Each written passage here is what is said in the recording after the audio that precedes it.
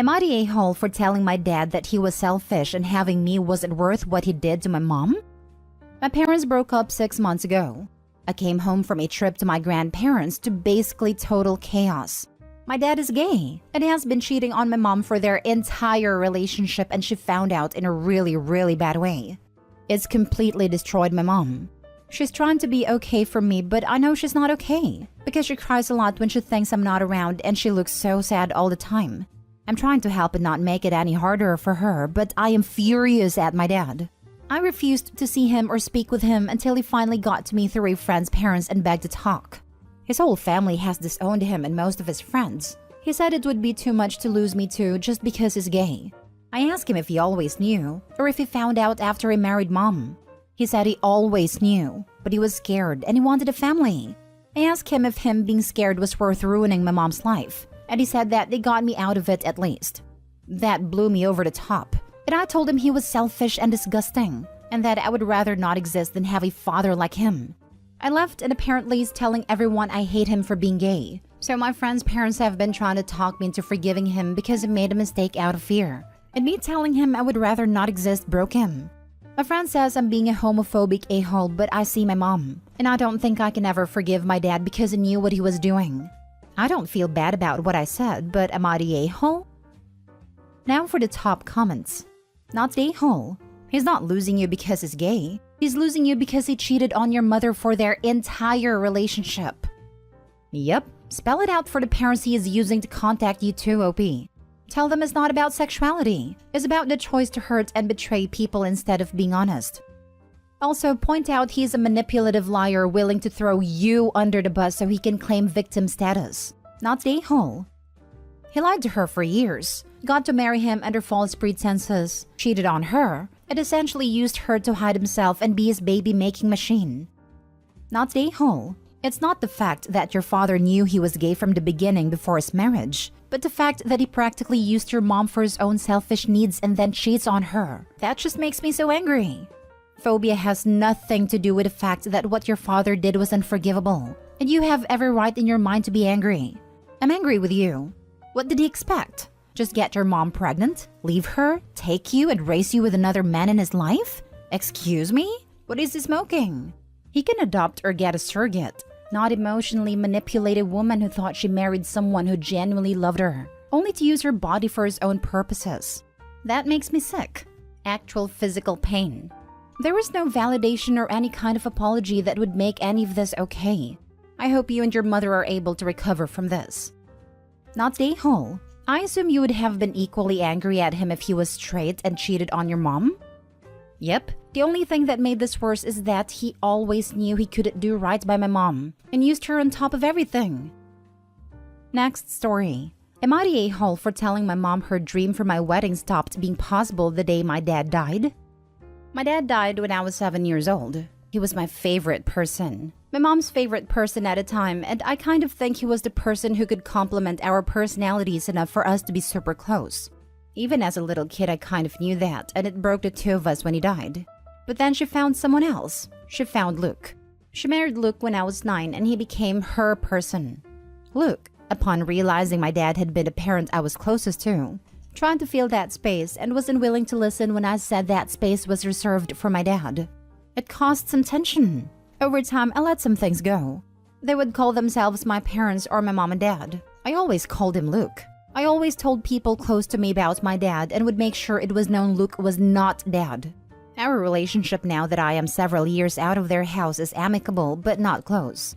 I don't hate them, but my mom and I still don't mesh well. Luke still wants to fill that role my dad had, and I still don't want him to. Ever since I got engaged, my mom has been more present. She has told me how she always dreamed of this day, etc. Over time, she brought up how she and Luke couldn't wait to see him walk me down the aisle and give me my father-daughter dance, and how they were excited to be mom and dad of the bride. I told her none of that was happening. She told me it was always her dream though, that from the time she found out she was expecting a girl, she couldn't wait to watch me on my dad's arm and in his arms for a dance. I told her that was possible when dad was alive, but not when he was gone. She told me it was still possible. There was still my dad, Luke, and that he deserved it. They both did. I told her I was walking with my fiancé and no father-daughter dance would happen. I told her he was not going to be listed as father of the bride anywhere because he is not my father. I ended up telling her to leave and I went back to last contact. Then my mom showed up unannounced and started to tell me all about this dream again and what it meant to her. And I told her clearly, without hesitation, that her dream stopped being possible when my dad died because he was not here to do that stuff and that Luke was never going to be filling my dad's role for me. I told her she might be able to switch them out easily, but I was not. She left in tears, telling me I had punished her for moving on and punished my dad, Luke, for not being my real dad. That she and my dad deserved better than that, and I was spiteful. Am I the a-hole? Edited to add more additional details. About Luke. He cut up cards I had made / given my dad for Father's Day that my dad had kept safe before he died, and cut up the back and left the front, and then turned them into a collage and acted like they were cards I had given him. When my mom and him brought out my birth certificate for something, he told me he couldn't wait to see his name on it instead of the old husband. He told me my dad had done nothing special and that he could do what my dad had done for me and my mom, but better. About mom. My mom just erased my dad from and added Luke to, then expected me to do the same.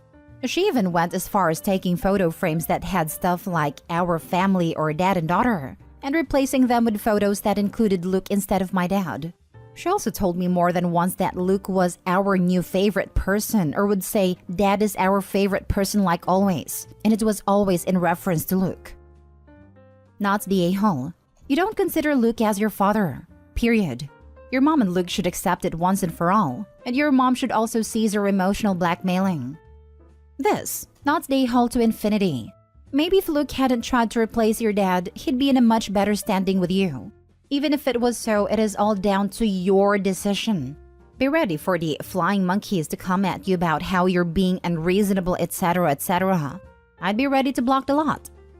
Not the a-hole. You said it as nicely as you could and she kept pressing the issue. You were not unnecessarily cruel about it. You were just firm. Her and Luke trying to force the issue of him being your new dad from the start was not a healthy approach and was never going to give them the results that they wanted. It's your wedding and they need to respect your boundaries. This right here, and Opie's edits made me sad. Luke actively denigrating her dad and mom basically erasing him from her life. No wonder Opie's insistent that mom and dad will not be playing major roles at her wedding. They've really hurt her in the past and continue to do so. Not the a-hole. Opie's edits are absolutely heartbreaking. Her mom and Luke not only didn't do anything to ease into bringing Luke into her home, they actively tried to erase her father from her world. I'm honestly surprised that Opie allows them any access to her life. I would have gone no contact as soon as I was 18 based on Luke's heinous actions and mom's support of Luke's behavior. Next story. Am I the a-hole for telling my dad he has to pick up my son for their special lunches if my daughter and I aren't allowed to be in the same restaurant? I'm 46 female, have 2 brothers. Alan 50 male and James 44 male. Our dad, 75 male, has always preferred my brothers over me. If there was ever a dispute, I was the one punished or yelled at, and was treated like I was automatically the one in the wrong, in both childhood and as an adult. My dad has a weekly lunch with his 3 brothers. They never include sisters. Every Friday since 1990. My dad called and asked if my son, Thomas, 8 male, could start attending. I was confused and asked why he would attend a lunch with just his grandpa and great uncles every week. My dad then told me that my brothers had been going every week for the past 10 years and he wanted to add the next generation. I pointed out that my dad has several grandsons, adopted in step, and asked if they were all invited. He said no, because Thomas is his only biological grandson. I was definitely shell-shocked at being excluded for 10 years, and then finding out my nephews, nieces, and daughter would also be excluded. But I only said, just let me know what time and place, and I'll bring him and my daughter and I'll ask for a table on the opposite side of the restaurant and enjoy a mommy/daughter lunch together. She really enjoys those, and I thought it would make up for her being excluded from the big lunch. My dad said no, that he wanted me to drop my son off at his house and he would bring him home afterwards. The problem is that the restaurants they go to central to all my uncles are about 15 minutes from my house, whereas my dad's house is 45 minutes away.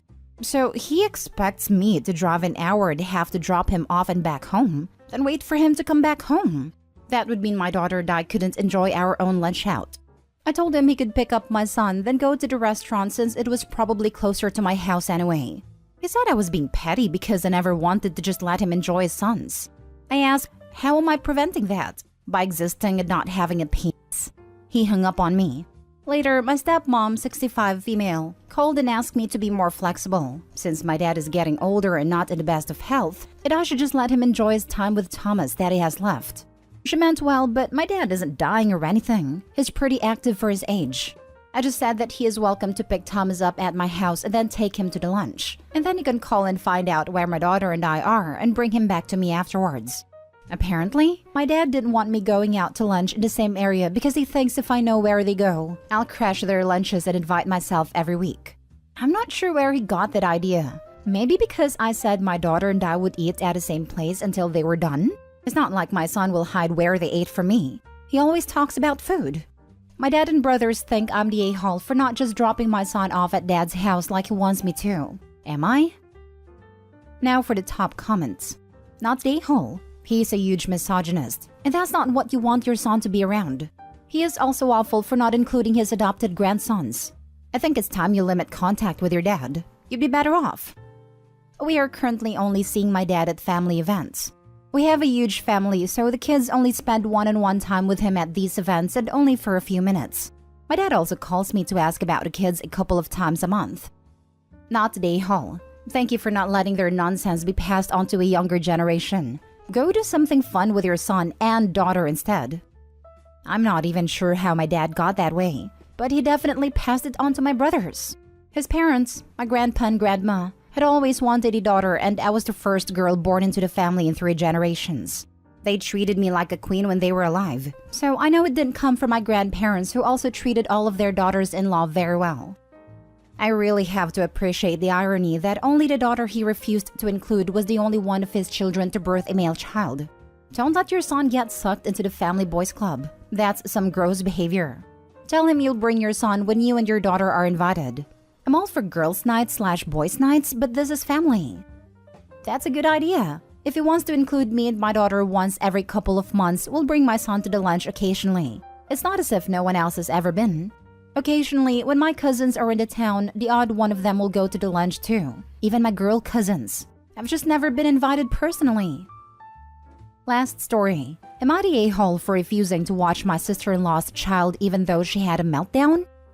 I, 33 female, have a daughter, 5 female. My sister-in-law, long-term partner of my stepbrother Jake. Tina, 34 female, has a daughter Cassie, also 5, from a previous relationship. Every summer for the past few years, me, my step-siblings and our partners have visited our parents at the holiday retreat they run, from anywhere between 4 to 7 weeks. This past summer, I was there for 6 weeks and Jake and Tina were there for 4. My husband was there for 3 weeks on and off due to work commitments, and I brought the nanny. During the 3rd week, Jake and Tina were there. My husband and I decided to take my daughter on a day trip, as the nanny had a day off and we were going a little stir-crazy. We told everyone at breakfast, and afterwards, when it's just the women at the table finishing our tea, Tina asked if we could take Cassie with us on our day out.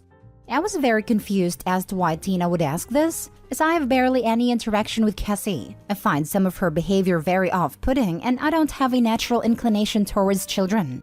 And second, Tina and I don't know each other well enough that I'd ever consider asking her such a favor.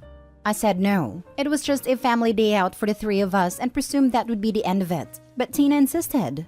She begged me to take Cassie and said she hasn't had a break the whole summer, that she's overwhelmed and would like to spend some time with just Jake. I said no again, and Tina asked if my nanny could watch Cassie for a few hours, but I told her it's the nanny's day off. Tina started to get tearful, saying she really thought that as a fellow mother I would understand needing a break, since I have someone employed for that very purpose. I didn't know what to say to that, so I just said goodbye to my mother and started to leave, and as I did, Tina burst into tears. My mother told me to go and she would calm Tina down. When we came back later that evening, Tina wasn't at dinner and my parents and Jake were babysitting Cassie.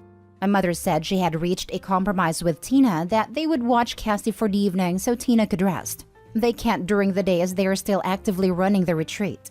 The next day, Tina reappeared and everything was back to normal, though she was noticeably colder towards me, but it didn't bother me.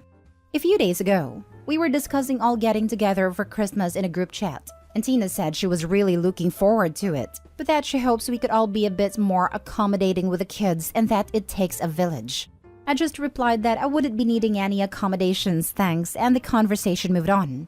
My mother says while she understands why I said no, seeing the state Tina was in and the meltdown she had after I left, she would have said yes. She said I don't understand how tough it is because I have so much help. So am I the a-hole? Not the a-hole. As others have said, asking was fine but guilting or acting entitled was not. And commenting on an element of this others haven't yet. It isn't your nanny's job to watch other people's kids, and you are not in a position to accept that responsibility for her. When my friends would ask if my nanny could pick their kids up or watch them after school, or other things, I would say, you'd have to ask her. Her hourly rate is X. I will let her know I'm okay with her also watching your kids that day if she feels comfortable with additional responsibility. Yes, I did say to Tina that since she's my employee, I'm responsible for allowing her time off in peace. So I wouldn't be asking her that on her day off. I didn't want her to feel pressured because she's traveling with us. Also, she's from an agency. There's a lot of paperwork involved in her watching my daughter, for insurance purposes. I'm not sure she's allowed to watch other kids. Kudos to you for not only standing up for yourself, but your nanny as well. If Tina knows how hard it is, she could recognize that foisting her daughter on someone else is ridiculous. If she needed help, she can hire her own babysitter/nanny. You are definitely not the a-hole.